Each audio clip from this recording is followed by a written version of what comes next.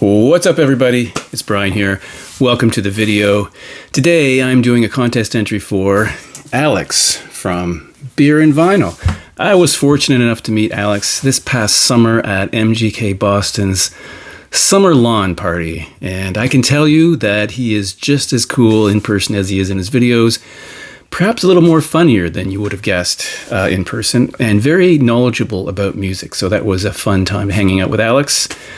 He is celebrating 1 year in the vinyl community, but don't let that fool you. He has actually been around a lot longer than that in terms of a commenter, but a year ago he started making videos, and his videos are always entertaining and educational. So I'm happy to take part in this contest for his 1 year anniversary. He wants us to do a video about our favorite year in music, and for me that's dead easy. For years I've known what my favorite year in music is, which is 1979. And I think that corresponds with the period in my life where I guess I started buying more music, buying more records than I had in the past. I grew up in a classic rock household, believe it or not. For all the 80s music I have two older brothers and an older sister, and they were heavily into classic rock. And so that's what I listened to for a long time, and I still do. But I guess in 1979, it was, a quest to find other music, and not simply other music, but just buying music in general. So I'm going to focus on 1979. When I first thought about doing this contest, my first inclination was to pull every record off my shelf that was released in 1979. And then I realized what a daunting chore that would be. That would just be an insane amount of records. I have this theory that I have more records from 1979 than any other year in my collection. I'd like to know, maybe I one day should figure out if that's true, but that's my supposition that I have more from 79, but we'll see. So I decided, rather than talk about my favorite records from 1979, because maybe a year ago or so I did a video of my top records from 1979, so I didn't want to replicate that because I've already done it. So what I thought I would do is show some records today that I either owned at the time or was very familiar with. And I'd be familiar with them because my sister owned them, or a brother owned them, or a friend owned them. And I currently have them in my collection. So not all of these I owned in 1979. I own them now. But I listened to them because they were available to me through friends or siblings. Right, so that's what I'm going to do. Because of that, I'm leaving some big names out of this list. And there are other reasons for that too. Like, I didn't know who Joy Division were in 1979. Again, that would be a favorite record of mine from that year. I didn't know who Susie and the Banshees were. I didn't have any Leonard Cohen here because I didn't listen to Leonard Cohen in 1979. Who else? David Bowie. I knew who he was, but I didn't own anything from him. It's not somebody I listened to. Who else? Well, The Clash is another interesting one because that record, London Calling, is one of my favorite records of all time, and it came out at the end of 1979. But in Canada, it wasn't released till 1980, so I didn't have it until 1980. So because of that, I'm not going to include it here. So as I say, these are records, not favorite records necessarily, but records I listened to in my favorite year of music, which is 1979. I'm going to put a link to Alex's information below. Now, because I have so many, I'm not going to spend a lot of time talking about them. I'm just going to say maybe a sentence or two. And I'm going to start with this one from Robert Palmer, Secrets. And normally I would say from 1979, but I don't have to because all these are from 1979. I bought this because I liked the track Bad Case of Loving You, Doctor Doctor, and that was on the radio a lot, so I remember being interested in that song. I guess my favorite track on here is probably What's It Take. I do like Jealous, Love, Stop. My first Robert Palmer record, I have a number of other ones. Not a top 10 artist for me, but I do like his music. I like his voice, and I think it's sad that he died so young. The first XTC record I bought was in 1979. This is Drums and Wires. Their third record, this is a fantastic record, but when I think about this record, I immediately feel some pangs of regret because many years ago, I went through, when I discovered CDs and went through the infatuation with the CD phase, I started selling records, and this is one of the ones I sold. So I had a beautiful original copy, and this is probably the same pressing, but it's a little rough around the edges. I should get a better one, but it plays okay. Anyway, the big track on here was Making Plans for Nigel, which I love. But man, that's not even anywhere close to being the best song on this record. I was stunned when I heard this. This is so good. And I have in mind to do a top 10 XTC song ranking one day, so maybe this will prompt me to remember that. Gary Newman, The Pleasure Principle.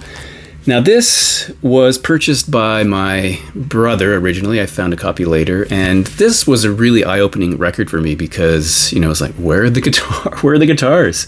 And of course, everyone knows Cars, that track that just is even popular today, but that only scratches the surface. You have Air Lane, Metal, Complex Films. I mean, it's just filled with really intriguing music. The sound of it really impressed me. And I never went in for the fashion, though, so I never got an outfit like that. But a really, really cool record that I was glad to be exposed to because of my brother.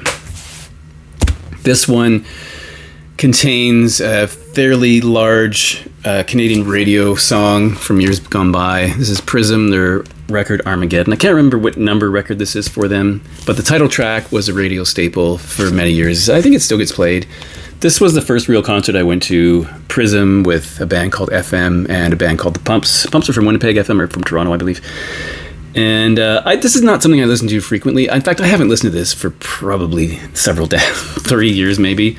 But it does remind me of certain things. And Armageddon's kind of a fun trip down memory lane. The first Police record I bought was Regatta de Blanc, 1979. I knew some Police tracks because of a friend of mine. I knew stuff from the first record. This one I acquired through my sister because, as I mentioned before, we lived in a small town. So she would often drive to a local city to buy clothes and things. And I'd say, go to the record store and buy me a record. And one day I said, go to the record store and buy me this record. And she did. I had to pay her. And, Message in a Bottle is on here, which is a good song. But equally, there are some incredible songs in here. I was blown away when I heard it because I was thinking of the first record, the songs I knew from them, and then Walking on the Moon. But, the title track, Regatta de Blanc, is fantastic. It's All Right for You, Death Wish, No Time This Time. Really excellent deep cuts on this record. I think this might be my favorite Police record. But really great record. And then I think this record many people bought in 1979, The Wall. In fact, the guy I sat next to in geography class kept talking about this, and I knew Another Brick in the Wall, so I bought it. And I loved it. I like it less so now. I knew some Pink Floyd before this, of course. I knew the big hits like Money and Wish You Were Here and that kind of thing. But this is quite a departure from what I knew. And, I liked it more then than I do now. I think that it's a bit bloated in some ways, or maybe just overdone. I don't listen to it very often now. I put it on like once every couple of years, maybe, when I remember. But it was an important record then, and it sort of, I guess a lot of friends really liked it. The first Tom Petty record I ever owned was Damn the Torpedoes. My sister bought it first. I listened to it a lot with her, and then I found my own copy at some point. And this, to me, plays like a greatest hits record because it's just, Refugee, Here Comes My Girl, Even the Losers, Century City, Don't Do Me Like That, etc., Louisiana Rain. This might actually be in the top 3 of my Tom Petty records, perhaps. Really good. The first Blondie record I ever bought, Eat to the Beat. I think I like Parallel Lines better, but this one was important. Dreaming's on here, Eat to the Beat, and my dad and I had different musical tastes, but he did like Blondie. And in fact, I think he liked any band that had a female, at least a singer, but even more. Like he loved the Go-Go's because we're full of women. He liked Fleetwood Mac, the Rumors period, because of the females in that band. And he loved Blondie. So he was a big fan. And that kind of made me, it was a bit surprised that he liked it. But this is a pretty good record. I do like it. Now, the other Gary Newman record that's in my list from 1979 is Replicas with Tubeway Army. And in many respects, I like this better than The Pleasure Principle. It just seems like a more, I don't know, I just like it better. Like Me, I Disconnect From You is great. Our Friends Electric is possibly my favorite Gary Newman track. Down in the Park, now that is a brilliant song. It's so good. There's the back. And this came out, I think, this was like very early, 79. I think Pleasure Principle was like September or October, something like that.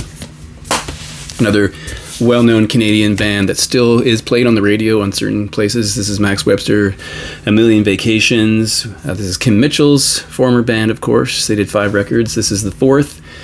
This is known for the track Paradise Skies, A Million Vacations, and This has possibly their most well-known hit called Let Go the Line, which got a lot and still gets airplay to this day. Written and sung by Gary Watkinson of the band. Terry Watkinson. Did I say Gary? Terry Watkinson.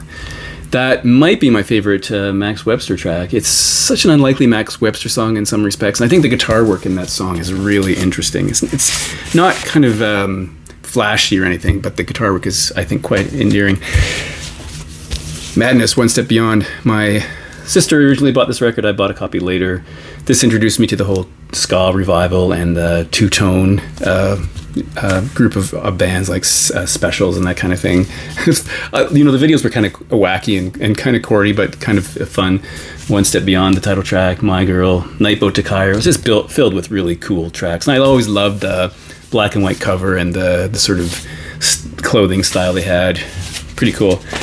The B-52s, their debut record from 1979. Of course, this has Rock Lobster, Planet Claire, Dance This Mess Around, 52 Girls. Just a fun kind of party record. That's probably where I heard it.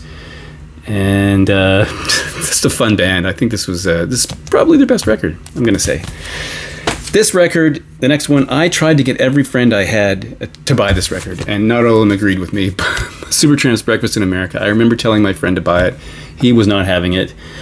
But at the time, this was possibly my first, the first case where I would argue that this is the best record ever made. I just loved, when this came out, I just fell in love with this record. I listened to it endlessly, and I would make the claim that this was the best record at the time. And then I heard Crime of the Century, and I thought, whoa, man, this is not as good as Crime of the Century. Of course, you have the logical song, Goodbye Stranger, Breakfast in America, Take the Long Way Home. The only song I don't like on here is Lord Isn't Mine. I think they should have gotten rid of that track, replaced it with something else. And then Child of Vision is a song that I listened to at the time, but I would say now that's probably the best track on the record. And this gets shown a lot because people love that album cover, and I think it's kind of cool. So maybe you heard this too many times, but it was kind of fun. Led Zeppelin, In Through the Outdoor. I was exposed to Led Zeppelin because of my sister. She had some of their records, and I really liked this when it came out. It was quite a departure for them in terms of sound with keyboards and synthesizers or whatever. I did listen to this a lot. I really like it. I wouldn't say... I think I did a ranking a while ago, and I put this near the bottom, but actually it's a really good record.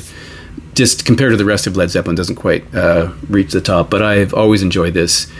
And weird thing is, there was a friend I had in high school. We had this idea that we would somehow get to Toronto to go to the tour that was about to be announced, which never happened because John Bonham died, but we were scheming how we could get to Toronto, how we could get tickets, and it never worked out, unfortunately. This was a huge record when it came out, Get the Knack, and I bought this pretty much as soon as I could find a copy. Of course, it has the giant hit, My Sharona.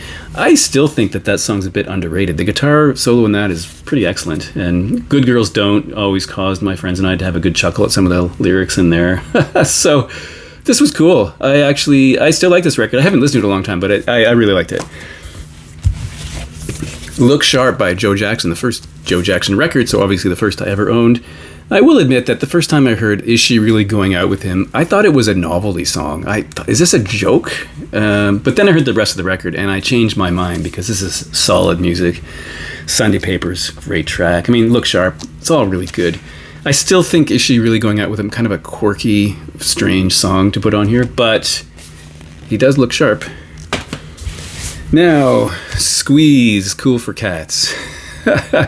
In all honesty, I think the next record was Argy Bargy. I think it's better, but this is kind of cool. We have Up the Junction and the title track, Cool for Cats, which even my dad liked because he sings in that accent. My dad is from the UK after all. But yeah, this is a fun record, which I had in 1979. This is the next one's kind of a wacky one, which some people may not know, but I listened to this radio station that played kind of curious music at this time, and this is an album called Fingerprints. Jimmy O'Neill, I guess, is the lead singer. He went on to form a band called the Silencers after this. So I think they did 2 records. I have them all, 2, possibly 3. Anyway, in the UK, this was called The Very Dab. Fingerprints, and the record was called The Very Dab. I don't know why it was changed here. It was just self-titled here. There's a song called Fingerprints, but it's spelled differently, Prince. On the radio station I listened to, they played Dancing with Myself quite a lot. Not the Billy Idol song, of course. And then there was Tough Luck. Now, there's a track called Beam Me Up, Scotty, which is, to be honest, the title of the song is actually better than the song. The song's a bit boring. But this was kind of a funny record, and I didn't know anyone else who had this, but I kind of thought it was interesting. This is a record that has the date 1978 printed on the back, but it wasn't released until 79, very early in 79.